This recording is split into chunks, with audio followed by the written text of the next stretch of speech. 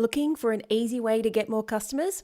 Well, that's exactly what I'm going to share with you in today's episode of the Bringing Business to Retail podcast. Welcome to the Bringing Business to Retail podcast, where I, Selena Knight, share strategies, interview retail revolutionaries, and delve into the minds of e-commerce experts to help you grow a profitable, independent retail or e-commerce business.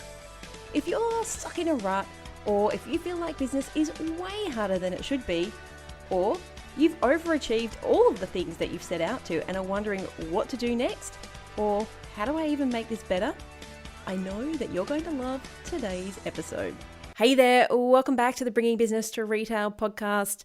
I don't know about you, but I'm getting a little bit excited because Christmas is a week away. I love Christmas. My tree is up. I am totally OCD when it comes to Christmas trees. I need the perfect lights. I only put baubles on my tree. They're color coordinated and I don't do tinsel. It's one of the few things that I am 100% type A about. I even color coordinate my wrapping paper. Yes, I'm one of those people. But hey, it's only once a year. And I know right now, if you're anything like me, you are super busy. So I didn't want to give you a really long podcast because you probably don't have time to listen to it. I just wanted to give you something short and sweet that I know that you can put in your to-do list for 2022, but only if you need to work on your customer pillar. So I thought I would take a little snippet out of our customer pillar training inside of Scale Your Store. Now, these are the bonus live calls that you get when you come into the program. We do a little live training up front and then we open up the floor to questions and answers, whether it's questions on your business, questions on the training. My team and I are there to help. In this live training, I talked about how to get customers for less.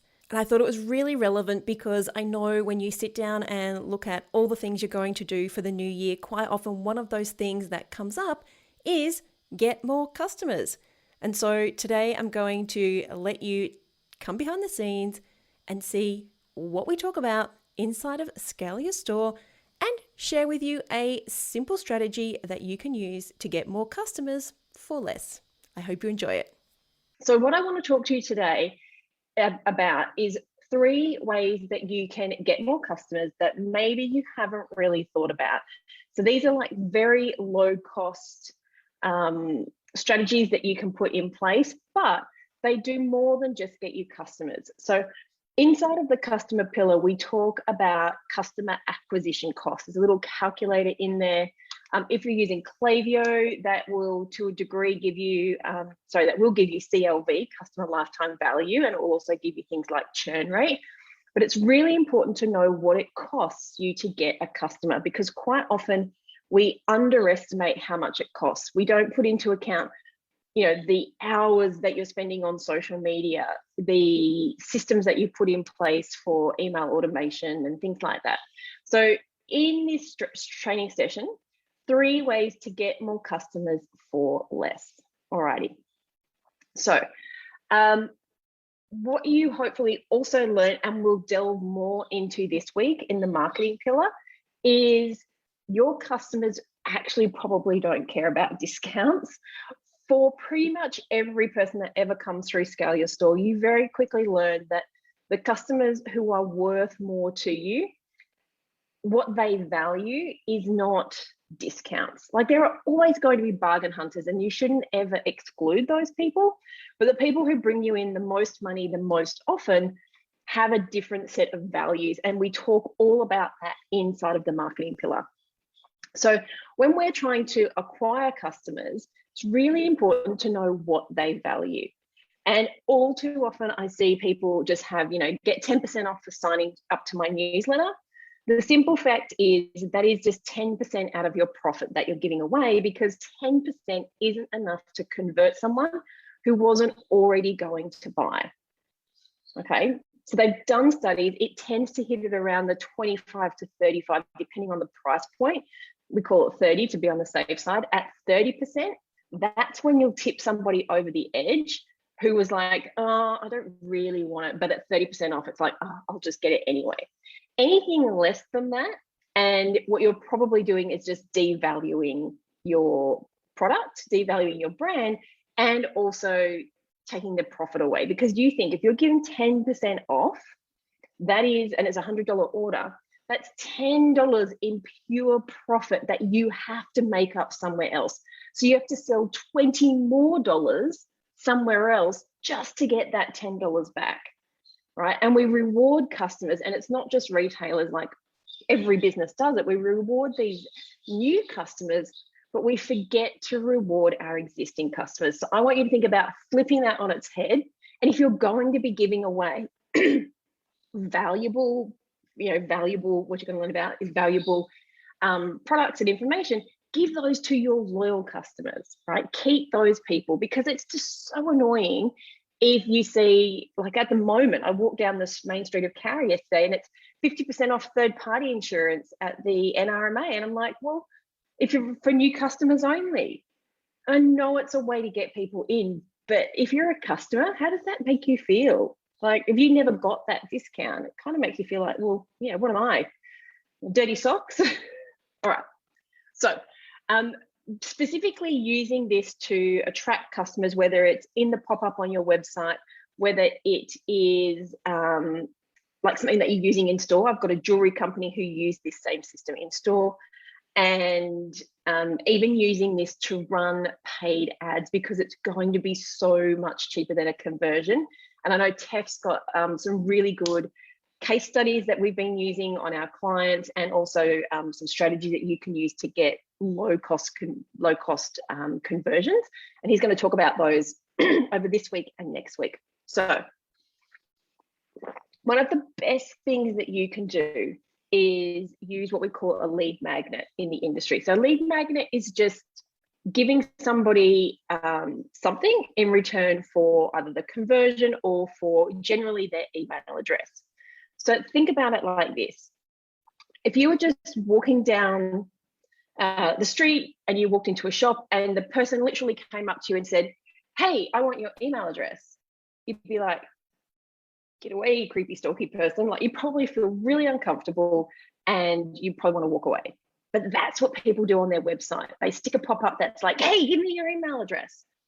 But think about it like this. If the weather was getting a little bit colder, I always use this scarf example. The weather was getting a little bit warmer, a little bit cooler, and you're thinking, you know what, I'm going to break out the scarves. Elizabeth is a gun when it comes to styling scarves. Me, not so much, even all these years later.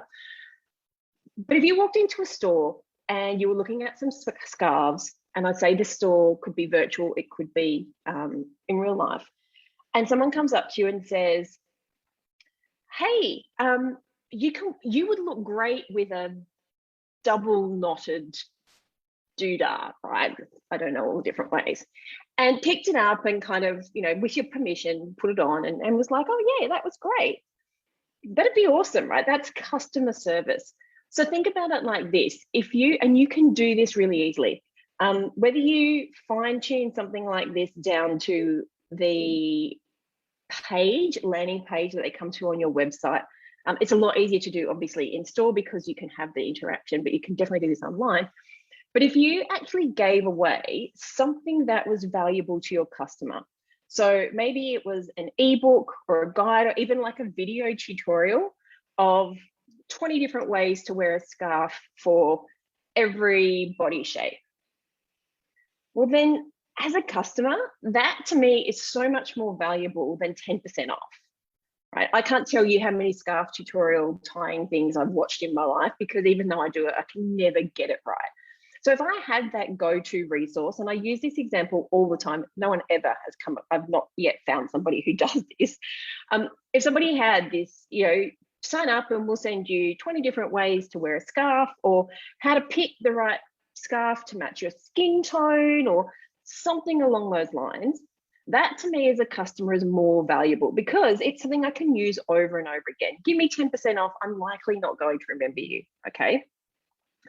So if you created like a video tutorial, one, you could repurpose that, because I'm so big on repurposing. You could repurpose that into Insta stories, into all the socials.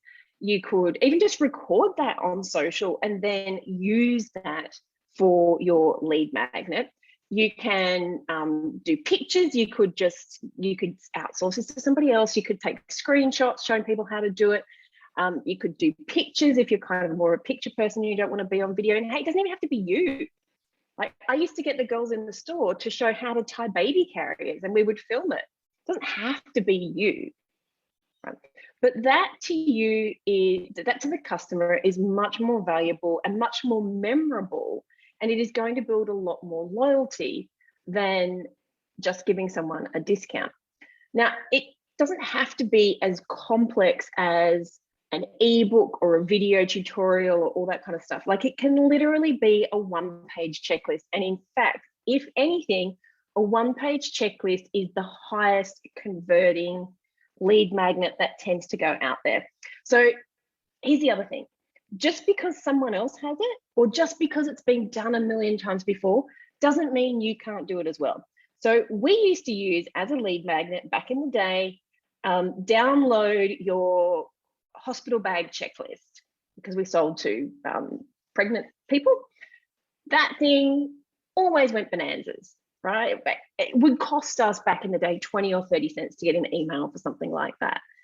Nowadays, it might be a little bit more, but even though people can get it anywhere, you're going to customize this for you, right? And you can put your products in there, and you can put little hints and tips, and you could actually build out a whole, if we're talking about e-commerce, and it doesn't matter even if you do this in store, you could build out a whole flow that's kind of like, oh, hey, here's the checklist, and then over the next few days, we'll show you some great products that you maybe haven't seen before.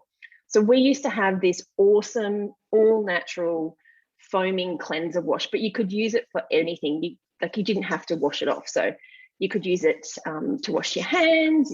We used to call it mum spit. So you could, instead of spit, you could use it. Lots of people used it almost as a moisturizer because it was all made with eucalyptus oil. And so we would quite often get that as an upsell, and then reusable wipes as well. So it's introducing your products to customers that maybe they don't even know about. That value to them is so much more than just 10% off, and they're going to remember you, right? So when it comes to giving people something, I want you to steer clear of discounts or free shipping, right? Again, free shipping, if that order is going to cost you $15, you have to sell 30, generally speaking, $30 more somewhere else just to get that money back. And likely the people who do shop around, they might shop around with different email addresses. Like, they're not the customers you actually want. And I hope that's something that you took away from this lesson, is the customer that you've got now doesn't have to be the customer that you want. Steph is the complete testament to that. Right? When you get the customers, the high spending customers who value you, they're the kinds of customers who, a loyalty program is a little bit different, but if you send them a gift voucher, they generally don't use them. And it's like, oh yeah, I saw that, but whatever, it's not their thing. So I want you to think about using a lead magnet, and you can definitely use this in store as well. So we have a jewelry customer who, they do two things. One is for their high value customers, they do a cleaning kit and a cleaning guide. So in this kit, you get like a gold cleaner, a silver cleaner, and a polishing cloth thing. And that's for their like custom customers. But if you just come in off the street, they have the jewelry cloth, which retails for $10. And so even though it's a giveaway, it costs them 50 cents. Okay. So and then they have a cleaning guide that they send in an automated flow. So they'll come in and say, hey, would you like to get one of our cleaning guides and cleaning cloths? You just give us your email and we'll send it through to you. So that has worked ridiculously well for them. So that cost to acquire a customer is 50 cents. And you can imagine in jewelry, some of these people go on to get $25,000, $50,000 rings. They have customers that fly in from around the world. They still sell, general stuff out of the case, but they also have customers who will drop $250,000 on a ring. So understanding who that customer is and giving them something of value right at the beginning is going to keep you in the front of mind as you go on. So idea number one to get more customers is to start giving something of value, not discounts. All right, the next one I want you to think about, and Rebecca from Statuar Skincare, we talk about her at Scale Your Store. She does this really well. So one of the best ways that you can get more customers is to, and this is, sorry, when I say this, we want your ultimate customer, right? Let's be really, really clear. One of the easiest ways to do that is to find somebody else who already has that customer. So for example, Rebecca does collaborations with places like the Well Store. So she will create a product that is like brand, and that's such a big thing now. Like back in the day, it wasn't, but these days it's, you know, there's everything cross everything, you know, Gucci cross the North Face and all that kind of stuff.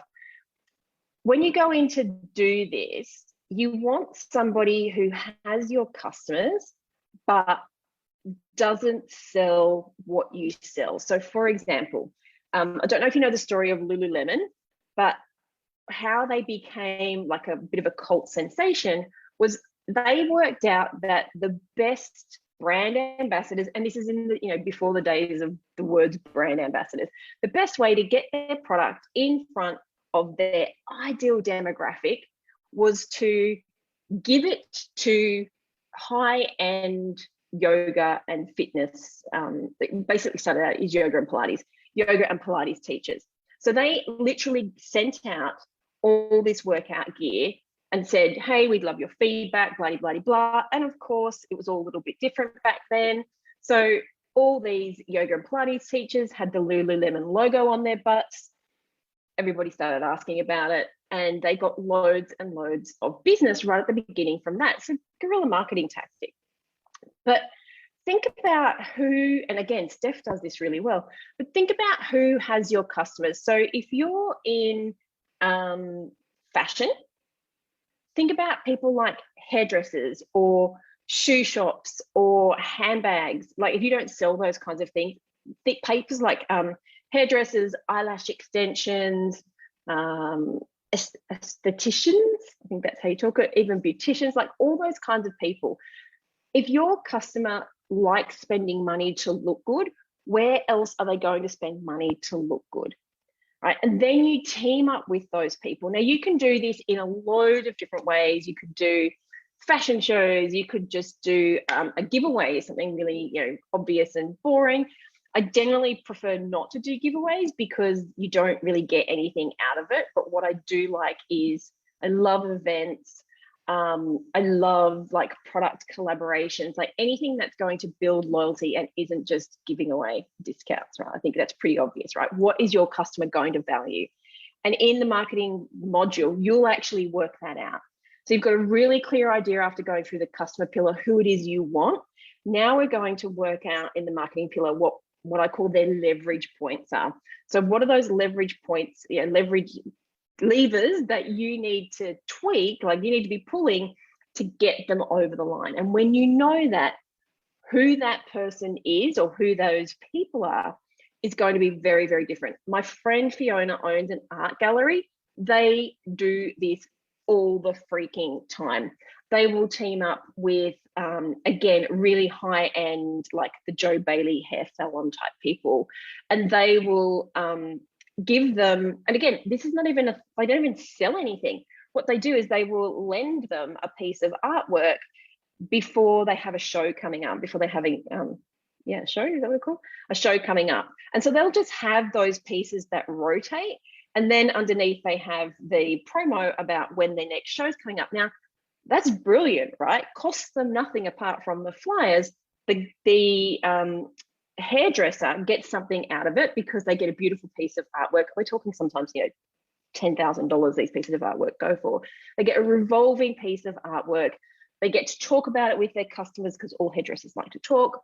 But at the end of the day, it's a benefit to their customers because there's a talking point and there's something beautiful to look at. So it's a win-win, but there's no money changing hands, right? So think about things like that. We used to loan clothing to like a shoe shop, and then they would have like, clothing from such and such. This happens a lot on social media, and you're probably not leveraging it. Like, I have been obviously searching for lots of different things. Tapware, I've got tapware on my screen at the moment. And as I was going through my sponsored ads, one came up for ABI Interiors, and someone had actually said, "Oh, I love the tap, but where is that chair from?" And they wrote back and said, "Oh, this was, it's UGC, user generated content. This is a lifestyle shop, but if you contact the name of the person who took the picture at such and such, they'll be able to tell you." So this happens a lot in big business, but you're probably not using it in your business.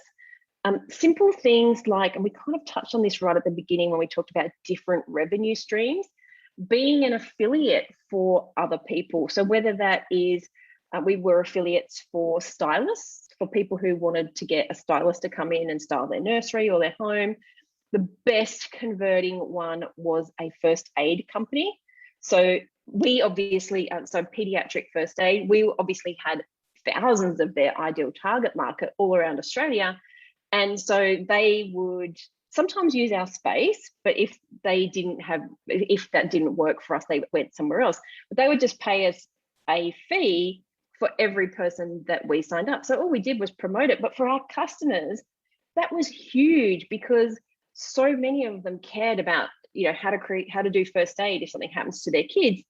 And they trusted us to find a reputable company to do that. So it was a win-win. We actually made money out of it, and we got email addresses as well. So we would run ads to their thing, and we would end up with the person's email address. So again, it's kind of a collaboration. And in exchange, they would also, if they were using our space, they would say, "Hey, we're going to be doing a workshop here, head on over and book." So a lot of interesting ways that you can actually get in front of your customer without sometimes even having to pay, but also being able to pick the level of customer that you want. So you're not going to go to, some low rent hairdresser if you're selling luxury goods. Okay. So first one, use a lead magnet of value. And the second one is go and get your customers from somebody else, preferably for free. Now, the next one is one that you probably don't leverage enough. So tagging brands on social media, asking them for store specific promos. And you don't have to be the biggest buyer for them to say yes to this. Going through and just running a promo for their brand on your website, on your socials, whatever that looks like. You can also, what was the other thing that I was thinking of? I just had something that came back. I don't know, I've lost it. But if you can do that, they in turn are going to tag your brand. So one of the things I have noticed, and I'm not the massivest person on social media, whenever I tag Taubmans and Porter's paints, because they're the two paints I've been using a lot of, I get like instant reposts. I'm sure they must have some kind of software that does that, but I don't do it for the kudos because I don't sell paint. I just do it because I love their paint. But again, can you see how that kind of thing will show, like, it's going to get you in front of all of their customers, right? But if you're not leveraging that, and if you're not even on the stockist page, like, that's like number one thing you need to do this week. All right.